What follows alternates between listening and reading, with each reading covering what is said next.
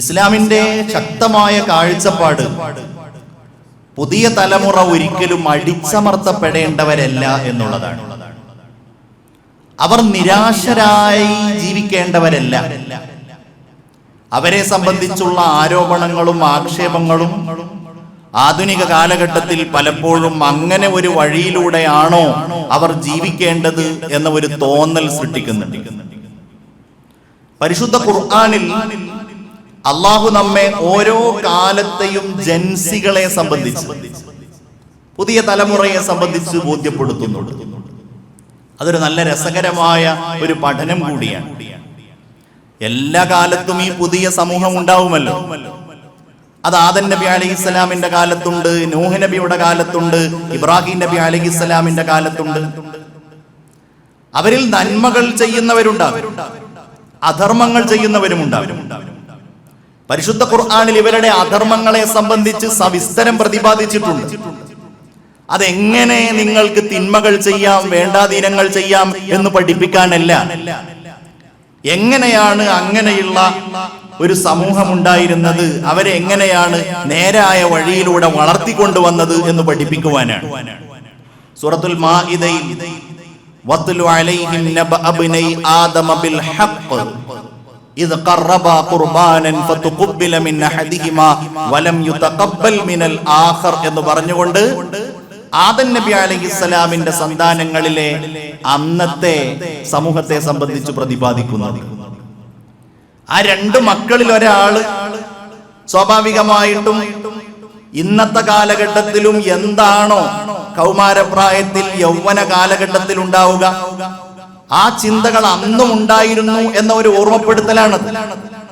ഒരാളുടെ മനസ്സിലുണ്ടായ വലിയ പ്രേമം, ആ പ്രേമം ദുരാഗ്രഹമായി വളർന്ന് അത് കൊലപാതകത്തിലേക്ക് എത്തിച്ച് അങ്ങനെ തന്റെ സഹോദരനെ കൊല്ലാനുദ്യമിക്കുന്ന അന്നത്തെ തലമുറയിലെ ദുരാഗ്രഹിയായ, ദുർബുദ്ധിയായ, തന്റെ താല്പര്യങ്ങൾക്കനുസൃതമായി ചിന്തിക്കുന്ന, തന്റെ ആവേശങ്ങൾക്കനുസൃതമായി മുന്നോട്ടു പോകുന്ന ഒരു ചെറുപ്പക്കാരന്റെ കഥയാണ് പരിശുദ്ധ ഖുർആൻ ബോധ്യപ്പെടുത്തുന്നത്. അതിനോട് എങ്ങനെ പ്രതികരിക്കാമെന്നും ഏത് രീതിയിലാണ് അത്തരം സംഗതികളെ നേരിടേണ്ടത് എന്നും ആ ചരിത്രം ബോധ്യപ്പെടുത്തുന്നിടത്ത് അല്ലാഹു തആല പറഞ്ഞു വെക്കുന്നുണ്ട്. ഏത് കാലഘട്ടത്തിലും ഇത്തരം തിന്മകൾ സമൂഹത്തിൽ നിന്നുണ്ടാകുമ്പോൾ, പ്രത്യേകിച്ച് യൗവനത്തിന്റെ തീക്ഷ്ണമായ മനോഭാവങ്ങളിൽ നിന്ന് അത് രൂപം കൊള്ളുമ്പോൾ അതിനെ എങ്ങനെയാണ് തടഞ്ഞു നിർത്തേണ്ടത്, ഏത് രീതിയിലാണ് അതിനെ പ്രതിരോധിക്കേണ്ടത് എന്ന് പരിശുദ്ധ ഖുർആൻ ബോധ്യപ്പെടുത്തുന്ന ഒരു ഭാഗമായി നമുക്കതിനെ വായിക്കുവാൻ കഴിയും. സമൂഹത്തിൽ അത് എക്കാലവും ഉണ്ടായിട്ടുണ്ട്. കസ്സബത് സമൂദ് ബിത്തഖ്വാഹാ ഇദിൻ ബഅസ അഷ്ഖാഹാ ഫഖാല ലഹും റസൂലുള്ളാഹി നാഖത്തല്ലാഹി വസുഖിയാഹാ. ഇവിടെയൊക്കെ നമ്മൾ പഠിക്കേണ്ട പാഠം അതാണ്. സാലിഹ് നബി അലൈഹിസ്സലാം അവരെ നേരായ മാർഗത്തിലൂടെയാണ് വളർത്താൻ വേണ്ടി ശ്രമിക്കുന്നത്. അവർക്ക് അള്ളാഹുവിനെ പരിചയപ്പെടുത്തുന്നു, ഇബാദത്തിനെ കുറിച്ച് പഠിപ്പിച്ചു കൊടുക്കുന്നു, അവർക്ക് അത്ഭുതങ്ങൾ കാണിച്ചു കൊടുക്കുന്നു. അപ്പൊ അതിനെ ചോദ്യം ചെയ്യുന്ന സാലിഹ് നബി അലൈഹിസ്സലാം പറയുന്നത് അല്ല ശരി എന്ന് പറയുന്ന ഒരു വിഭാഗം അവിടെ ഉണ്ടാവും. ആ വിഭാഗം ചോദ്യം ചെയ്യുന്ന സന്ദർഭത്തിൽ അതിനെ എങ്ങനെ പ്രതിരോധിക്കണമെന്ന് സാലിഹ് നബി അലൈഹിസ്സലാമും കൂടെയുള്ളവരും പരിശ്രമിക്കുന്നുണ്ട്. അന്നത്തെ കാലഘട്ടത്തിലുണ്ടായ ആ യുവത്വത്തിന്റെ, അവരുടെ ആ ഒരു ശക്തിയുടെ ഭാവങ്ങളെയാണ് അല്ലാഹു തആല ഈ വചനങ്ങളിലൂടെ പറയുന്നത്. സാലിഹ് നബി അലൈഹിസ്സലാമിന്റെ ആ സമൂഹം കസ്സബത് സമൂദ് ബിത്തഖ്വാഹാ, അഹംഭാവം മൂലം ഞങ്ങൾ പറയുന്നതാണ് ശരി, ഞങ്ങൾ പറയുന്നതേ ശരിയുള്ളൂ, ബാക്കിയെല്ലാം തെറ്റാണ്, ആ അഹംഭാവത്തോടെ സമൂദ് ഗോത്രം സത്യത്തെ നിഷേധിച്ചു. കസ്സബത്. അങ്ങനെ ഒടുവിൽ എന്തുണ്ടായി? ഇദിൻ ബഅസ അഷ്ഖാഹാ, അവരിലെ ഏറ്റവും പരാജിതനായ ആൾ ആ ഒട്ടകത്തെ വധിക്കാൻ വേണ്ടി നിയോഗിതനാവുകയും, അങ്ങനെ ഒരു പ്രയത്നം അവർ നടത്തുമ്പോ സാലിഹ് നബി അലൈഹിസ്സലാം അവരോട് ഈ ഒട്ടകത്തെ നിങ്ങൾ ഒരിക്കലും സ്പർശിച്ചു പോകരുത് എന്ന് ശക്തമായിട്ട് അവരോട് പറയുകയും ചെയ്തു. ഫഖാല ലഹും റസൂലുള്ളാഹി നാഖത്തല്ലാഹ്, ഇത് അല്ലാഹുവിന്റെ ഒട്ടകമാണ്, വസുഖിയാഹാ, ആ ഒട്ടകത്തിന് കുടിക്കാനുള്ള പാനജലമാണ് എന്ന് അവരോട് പറഞ്ഞ് അവരെ പ്രതിരോധിക്കുകയും ചെയ്ത സംഭവങ്ങൾ പരിശുദ്ധ ഖുർആനിൽ നമുക്ക് കാണുവാൻ കഴിയും. ഏത് കാലഘട്ടത്തിലും ഈ യുവാക്കൾ ഉണ്ടാവും. നമ്മൾ ജീവിക്കുന്ന നമ്മളുടെ ചുറ്റുപാടുകളിൽ ഉണ്ടാവും, നമ്മളുടെ കുടുംബങ്ങളിൽ ഉണ്ടാവും. അവർക്കൊക്കെ അവരെ തിരിച്ചറിയുക, അവരുടെ വളർച്ചയെ സംബന്ധിച്ച് കൃത്യമായി ബോധ്യമുള്ളവരാവുക, ഇതൊരു വലിയ ചുമതലയും ഉത്തരവാദിത്വവുമാണ്. ഇന്ത്യ രാജ്യത്തെ സംബന്ധിച്ചിടത്തോളം ഈ നാടിന്റെ വലിയ പ്രത്യേകതകളിലൊന്ന് ലോക ജനസംഖ്യയുടെ 1/5 ഭാഗം ഇന്ത്യയിലാണ്. വേഗത്തിൽ ജനസംഖ്യ വളർച്ച കൈവരിച്ചുകൊണ്ടിരിക്കുന്ന ഒരു രാജ്യമാണ് ഇന്ത്യ. ഇന്ത്യ സ്വാതന്ത്ര്യാനന്തര ഭാരതത്തിൽ എത്ര കോടി ഇരട്ടിയാണ് ഈ രാജ്യത്തിന്റെ ജനസംഖ്യ ഉണ്ടായത്?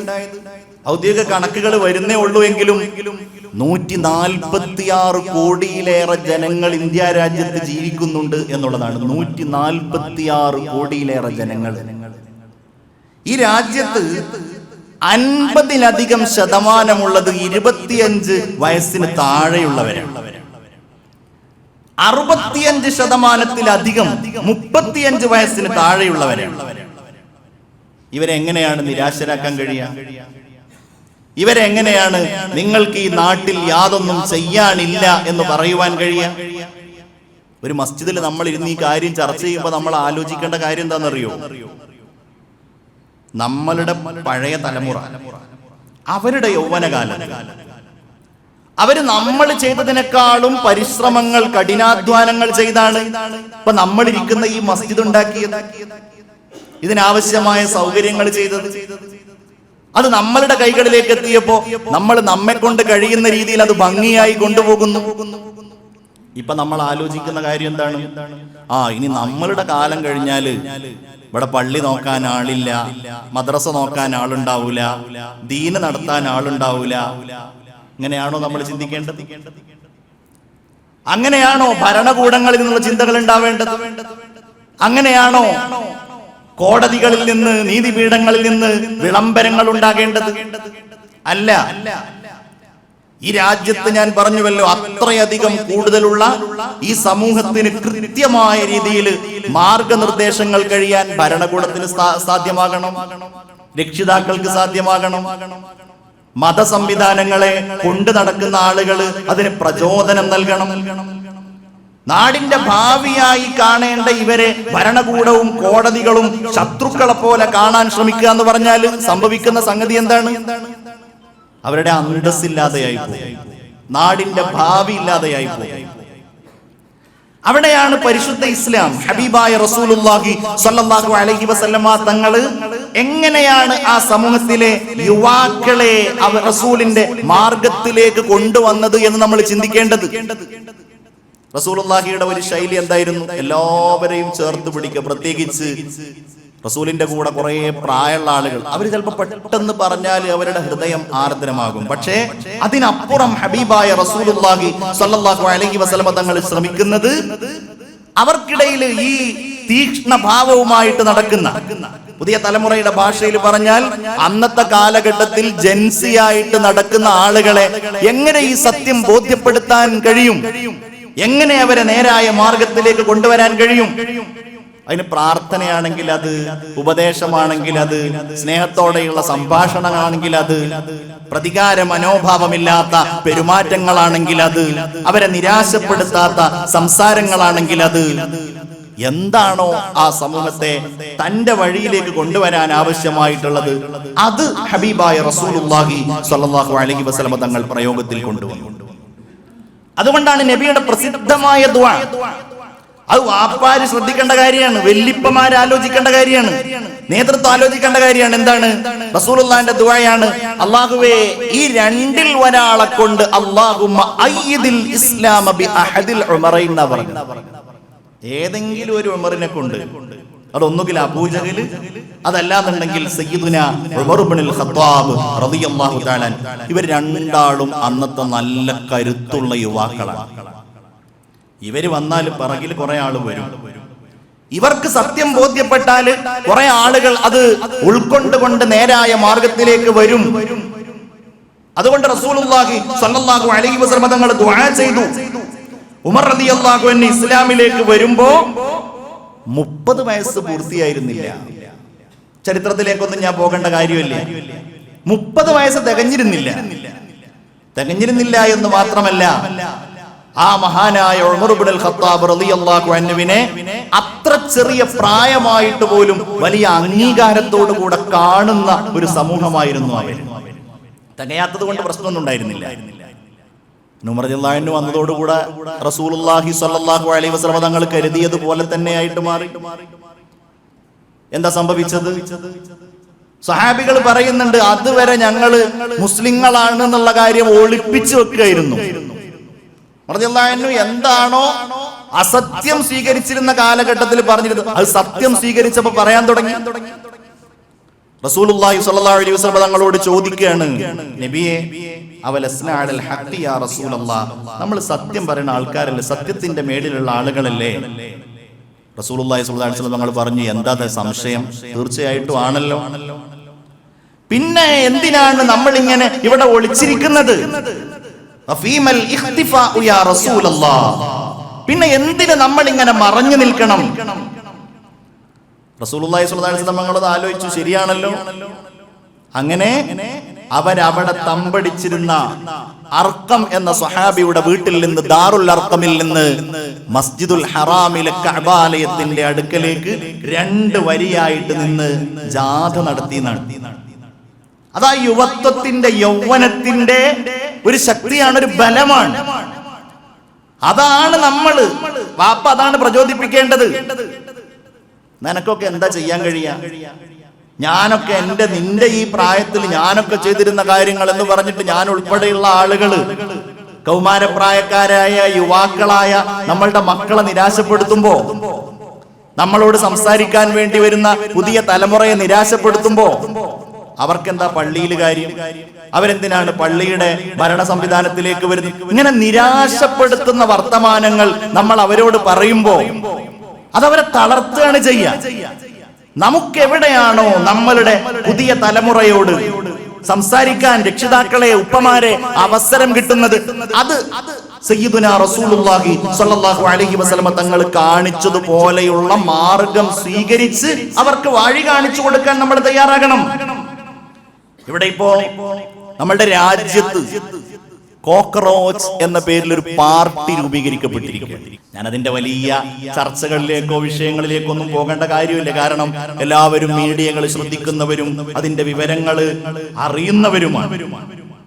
ഒരാക്ഷേപ ഹാസ്യ പ്രസ്ഥാനം പോലെ അത് രൂപീകരിക്കപ്പെട്ടിരിക്കുകയാണ്. അപ്പൊ നമ്മൾ അതൊക്കെ ഇങ്ങനെ കണ്ടപ്പോ, നമ്മുടെ രാജ്യത്ത് സ്വാതന്ത്ര്യാനന്തര ഭാരതത്തിൽ 60ഓ 70ഓ പാർട്ടികളാണ് അന്നത്തെ കാലഘട്ടത്തിൽ ആദ്യത്തെ തെരഞ്ഞെടുപ്പിൽ മത്സരിച്ചത് എങ്കിൽ അത് 800ഉം 700ഉം ഒക്കെ ആയി മാറിയിട്ടുണ്ട്. 2024 കഴിഞ്ഞ തവണ ഉണ്ടായ ലോക്സഭാ തെരഞ്ഞെടുപ്പിൽ നമുക്ക് അതിന്റെ കണക്കിൽ കാണാൻ കഴിയും. അതിൽ ചെറിയതുണ്ട്, വലിയതുണ്ട്, വലിയ പാർട്ടികളുണ്ട്. അപ്പൊ ഇതിങ്ങനെ ഈ ഒരു ആധുനിക സമൂഹത്തിലെ ചെറുപ്പക്കാര്, യുവാക്കള് അവരുടെ പ്രയാസങ്ങളും അവരുടെ സങ്കടങ്ങളും ഒക്കെ രൂപപ്പെടുത്തിയ ഒരു വലിയ പ്രസ്ഥാനമായിട്ട് ഇതിങ്ങനെ മുന്നോട്ട് വരികയാണ്. ഡിജിറ്റൽ അനുയായികൾ എന്നാ പറയുന്നത്. കോടിക്കണക്കിന് വരുന്ന, ദശലക്ഷക്കണക്കിന് വരുന്ന ആളുകൾ ഞങ്ങളും ഇതിന്റെ ഭാഗമാണ് എന്ന് പ്രഖ്യാപിക്കുകയാണ്.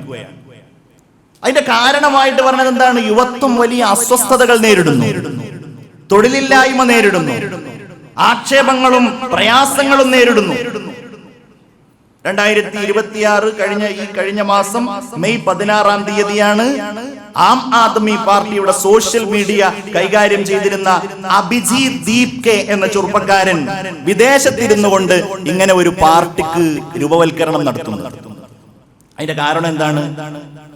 ചീഫ് ജസ്റ്റിസ് ആയ സൂര്യകാന്ത്, അദ്ദേഹം രാജ്യം മുഴുവൻ ബഹുമാനിക്കുന്ന ആളാണ്. പക്ഷെ അദ്ദേഹം തൊഴിലില്ലാത്ത ചെറുപ്പക്കാരെ സംബന്ധിച്ച് പാറ്റകൾ, പരാതങ്ങൾ എന്ന ഒരു പദം ഉപയോഗിച്ച് അവരെ അഭിസംബോധന ചെയ്തു. അത് നമ്മളെ അധിക്ഷേപിക്കുകയാണ്, ആക്ഷേപിക്കുകയാണ്. നമ്മെ സംബന്ധിച്ച് ഒരിക്കലും പറയാൻ പാടില്ലാത്ത രൂപത്തിലാണ് സംസാരിച്ചത് എന്നുള്ള വലിയ പ്രചാരണം നടന്ന് അതിന്റെ പിറകിലാണ് ഇങ്ങനെ ഒരു കോക്രോച്ച് പാർട്ടി എന്ന പേരിൽ ഒരു പാർട്ടി രംഗത്ത് വരുന്നത്. ഇപ്പൊ നമ്മുടെ ചെറുപ്പക്കാർക്കിടയിലൊക്കെ അതിന് വലിയ ചർച്ചയാണ്. ഞാനിപ്പോ ഇങ്ങനെ സംസാരിക്കാൻ വേണ്ടിയിട്ട് ആലോചിക്കുന്ന സമയത്ത് എന്റെ മൂത്ത ആൾക്ക് 16 വയസ്സാണ്, എന്റെ മൂത്ത പുത്രൻ. അപ്പൊ ഞാൻ അയാളോട് ചോദിച്ചു, നിനക്ക് ഇതിനെ സംബന്ധിച്ച് അറിയോ? അപ്പൊ അദ്ദേഹമൊക്കെ അതിന്റെ അംഗത്വം ചേർന്നിരിക്കുകയാണ്.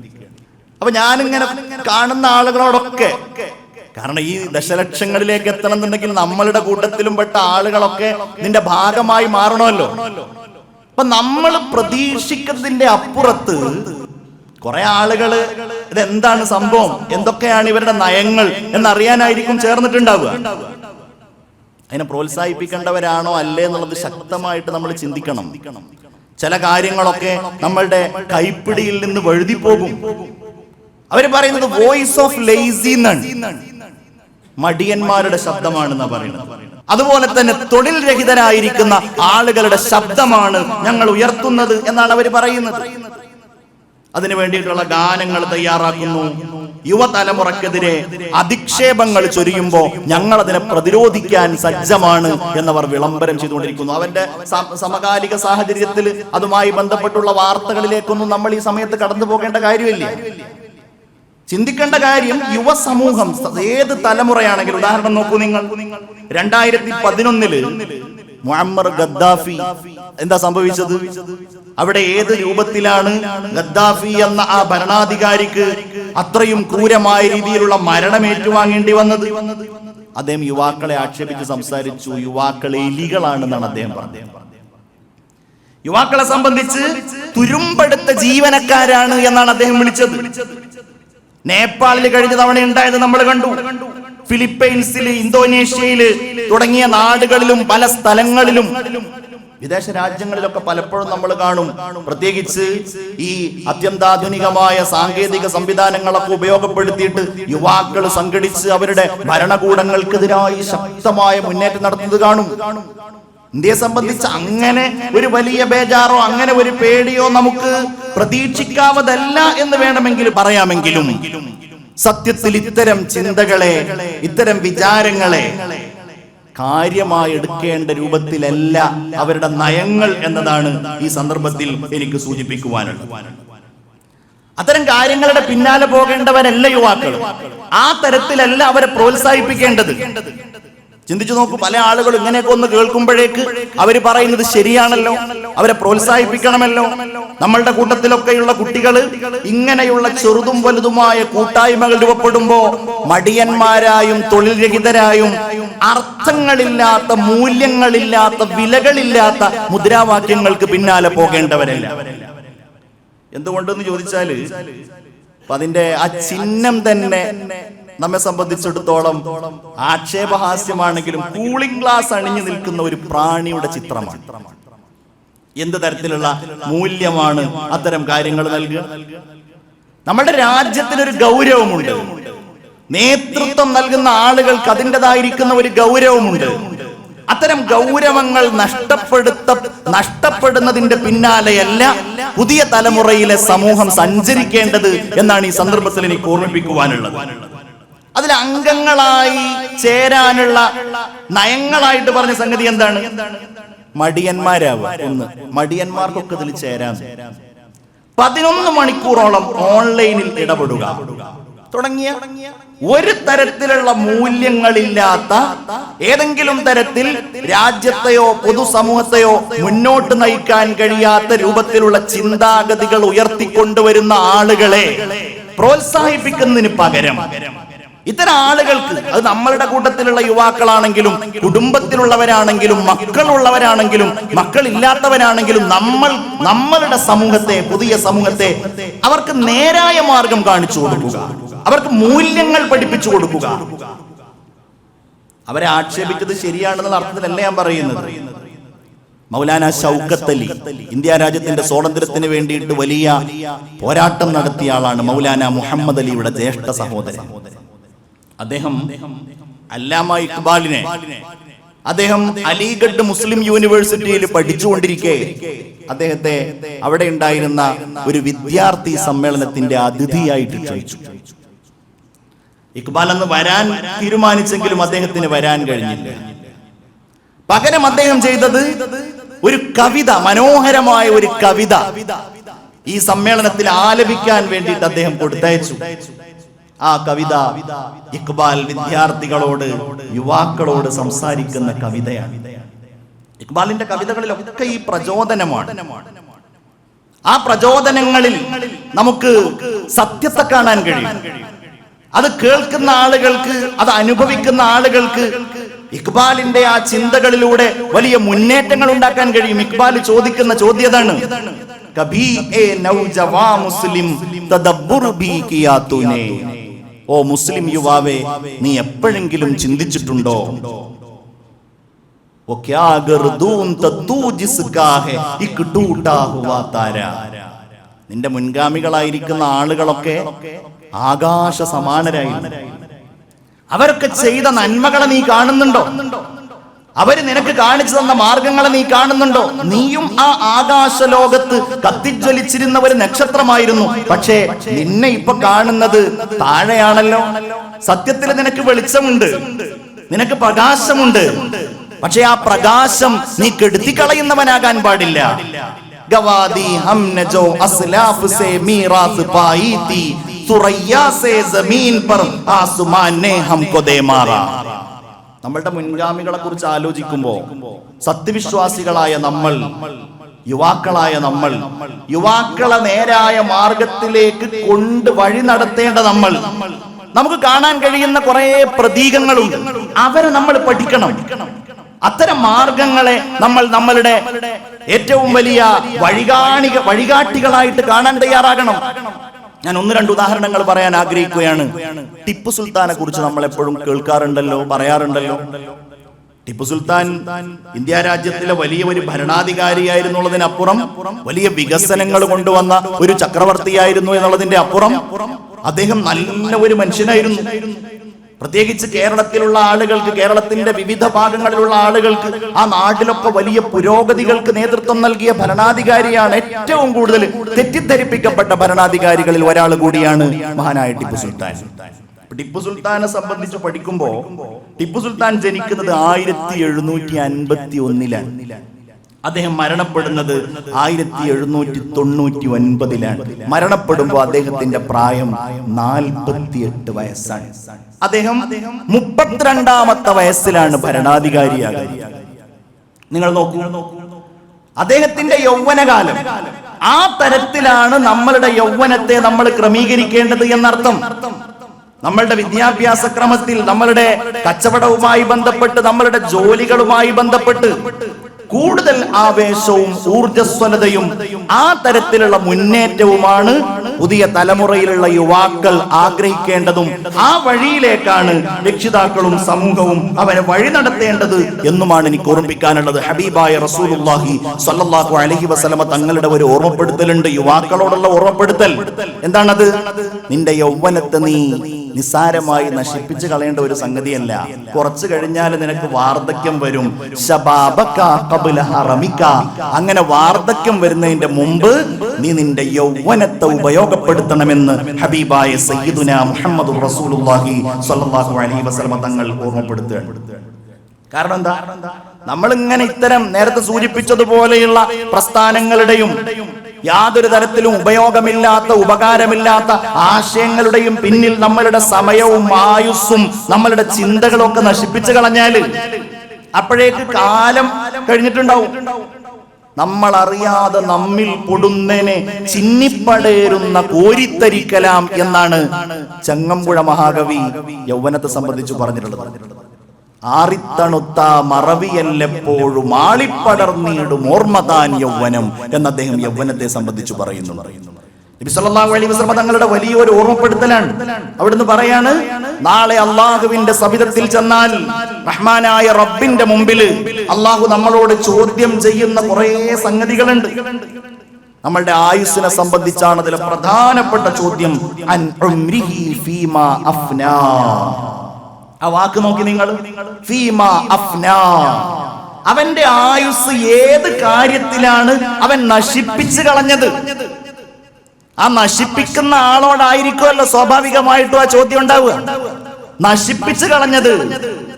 സോഷ്യൽ മീഡിയയിൽ 11 മണിക്കൂർ ഒരു ദിവസം ചെലവഴിക്കുന്ന ആള് സമയം നശിപ്പിക്കുക എന്നുള്ളതല്ലാതെ എന്തിനെ കുറിച്ചാണ് പറയാ? എന്തിനാണ് ആ സമയം നശിപ്പിച്ചു കളഞ്ഞത്? അവന്റെ ശരീരത്തെ കുറിച്ച് അല്ലാഹു തആല ചോദിക്കും. ഏത് കാര്യത്തിനാണ് അവന്റെ ശാരീരികമായ ആരോഗ്യം അവൻ ഉപയോഗപ്പെടുത്തിയത് എന്ന് അല്ലാഹു അവനോട് ചോദിക്കുമെന്ന് റസൂലുള്ളാഹി സ്വല്ലല്ലാഹു അലൈഹി വസല്ലമ തങ്ങൾ പറയാണ്. അപ്പൊ ഞാൻ നിങ്ങളോട് ഓർമ്മപ്പെടുത്തുന്നത്, നമ്മൾ മാതൃകയായി കാണേണ്ടത് നേരത്തെ ഞാൻ സൂചിപ്പിച്ചതുപോലെയുള്ള ഉദാത്തരായ മുൻഗാമികളായ യുവാക്കളെയാണ്. സയ്യിദുനാ ഉസ്മാൻ ഇബ്നു അഫ്ഫാൻ റളിയല്ലാഹു തആല അൻഹു ഇസ്ലാമിലേക്ക് കടന്നു വരുന്നത് 34ാമത്തെ വയസ്സിലാണ്. എന്നിട്ട് അവരൊക്കെ വരുത്തിയ മാറ്റങ്ങളെയാണ് നമ്മൾ പാഠമാക്കേണ്ടത്. അലി റളിയല്ലാഹു അൻഹു ഇസ്ലാമിലേക്ക് വരുമ്പോൾ 9 വയസ്സാ പ്രായം. റസൂലുള്ളാഹിന്റെ കൂടെ തന്നെ നിൽക്കുകയാണ്. പിന്നെ നമുക്ക് കാണാൻ കഴിയുന്ന സംഗതി എന്താണ്? ആ ധൈര്യം. ബദറിൽ പതാക പിടിക്കുമ്പോ 20 വയസ്സാണ് പ്രായം. റസൂലുള്ളാഹി സ്വല്ലല്ലാഹു അലൈഹി വസല്ലം തങ്ങൾ ഹിജ്റ പോകുമ്പോ ഹബീബായ റസൂലുള്ളാഹി തങ്ങളെ കൊല്ലാൻ വേണ്ടിയിട്ട് വീട് വളഞ്ഞു നിൽക്കുകയാണ് ആളുകൾ. അപ്പൊ തന്ത്രം ആവിഷ്കരിക്കുകയാണ്, ഇവിടുന്ന് രക്ഷപ്പെടണം.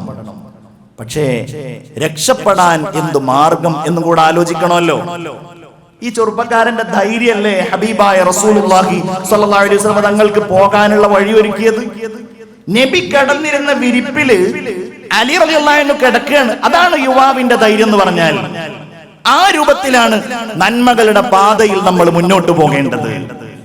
ഹിജ്റയുടെ കഥ പറയുമ്പോൾ യുവതിയായ ഒരു സഹോദരിയെ കൂടെ പറയാതെ നമുക്ക് മുന്നോട്ട് പോകാൻ കഴിയില്ല. അത് മറ്റാരുമായിരുന്നില്ല, അബൂബക്കർ റളിയല്ലാഹു അൻഹുവിന്റെ മകളുണ്ടായിരുന്നു, അസ്മാ ബിന്തു അബീ ബക്കർ റളിയല്ലാഹു തആല. നല്ല ധീരയായ ഒരു പെൺകുട്ടിയായിരുന്നു. വളരെ ധൈര്യസമേതം കാര്യങ്ങൾ കൈകാര്യം ചെയ്യാൻ കഴിയുന്ന ഒരു സഹോദരിയായിരുന്നു. അപ്പൊ റസൂലുള്ളാഹി സ്വല്ലല്ലാഹു അലൈഹി വസല്ലം തങ്ങളും അബൂബക്കർ റളിയല്ലാഹു അൻഹുവും ഈ ഗുഹയിൽ താമസിക്കുകയാണ്. ഗുഹയിൽ താമസിക്കുമ്പോ അവർക്ക് ഭക്ഷണങ്ങൾ എത്തിച്ചു കൊടുക്കണം. ആരും കാണാതെ പോകണം. എങ്ങനെ പോകും? ഈ പെൺകുട്ടി ഏറ്റെടുത്തു. അത് അസ്മാ റളിയല്ലാഹു അൻഹ ഏറ്റെടുത്തു. ഭക്ഷണം എന്തെങ്കിലും കയ്യിൽ പിടിച്ചു കൊണ്ടുപോകുമ്പോ അത് കാണുമല്ലോ ആരെങ്കിലും, അതിലൂടെ തങ്ങൾ പീഡിപ്പിക്കപ്പെടുമോ, പിടിക്കപ്പെടുമോ? അസ്മാ റളിയല്ലാഹു അൻഹ തന്റെ അരയിൽ കെട്ടിയിരുന്ന ഒരു പട്ടയുണ്ട്, നിതാ, അത് 2 കഷ്ണമാക്കി. എന്നിട്ട് ആ ഭക്ഷണത്തിന്റെ ഭാഗങ്ങൾ അരയുടെ പല ഭാഗങ്ങളിലായി കെട്ടിവെച്ചു. 2 അരപ്പട്ടയുള്ളവർ എന്ന് മഹദിയായ അസ്മാ റളിയല്ലാഹു അൻഹയെ സംബന്ധിച്ച് അല്ലാഹുവിന്റെ ഹബീബ് സല്ലല്ലാഹു അലൈഹി വസല്ലം തങ്ങൾ പറഞ്ഞതായി കാണാൻ കഴിയും. അവർക്കന്ന് 27 വയസ്സാണ് പ്രായം. അസ്മാ റളിയല്ലാഹു അൻഹയുടെ സഹോദരനുണ്ട് അബ്ദുള്ള. ഈ ചെറുപ്പക്കാരനും ആ സന്ദർഭത്തിൽ റസൂലുള്ളാഹി സ്വല്ലല്ലാഹു അലൈഹി വസല്ലം തങ്ങളുടെ അടുക്കലേക്ക് ആരും കാണാതെ എത്തും. നബി സല്ലല്ലാഹു അലൈഹി വസല്ലം തങ്ങൾക്ക് ഖുറൈശികളുടെ ഭാഗത്ത് നിന്ന് അതുപോലെ മക്കയിൽ ഉണ്ടാകുന്ന വിഷയങ്ങളൊക്കെ കൃത്യമായിട്ട് എത്തിച്ചു കൊടുക്കും. ഇങ്ങനെ അസ്ഹാബു റസൂലില്ലാഹി ദീനിന്റെ വഴിയിൽ അവരുടെ യൗവനവും അവരുടെ ആരോഗ്യവും ഉപയോഗപ്പെടുത്തിയതാണ് നമ്മളൊക്കെ അനുഭവിക്കുന്ന എല്ലാ നന്മകളുടെയും നേട്ടങ്ങളുടെയും കാരണങ്ങളെന്ന് നമ്മൾ തിരിച്ചറിയുക. ഈ മൂല്യങ്ങളെ നമ്മൾ പാഠമാക്കുക. യുവാക്കളെ, പുതിയ തലമുറയെ, കൗമാരപ്രായത്തിലുള്ളവരെ നേരായ നന്മയുടെ വഴിയിലേക്ക് രക്ഷിതാക്കൾ, നാടിന് നേതൃത്വം നൽകുന്ന ആളുകൾ, ദീനിന് നേതൃത്വം നൽകുന്ന ആളുകൾ അവരെ മുന്നോട്ട് കൊണ്ടുവരിക. അവരെ നിരാശരാക്കാതിരിക്കുക. യുവാക്കളായ നമ്മൾ നമ്മളുടെ മാർഗങ്ങളെ ഉദാത്തമായ രൂപത്തിൽ മാത്രം കാണുക. മൂല്യങ്ങളില്ലാത്ത, അർത്ഥങ്ങളില്ലാത്ത ആശയങ്ങൾക്ക് പിന്നാലെ നമ്മൾ സഞ്ചരിക്കാതിരിക്കുക. അല്ലാഹു നമ്മളെ സ്വീകരിക്കട്ടെ. അല്ലാഹു നമ്മളുടെ പ്രയാസങ്ങളെ ദൂരീകരിക്കട്ടെ.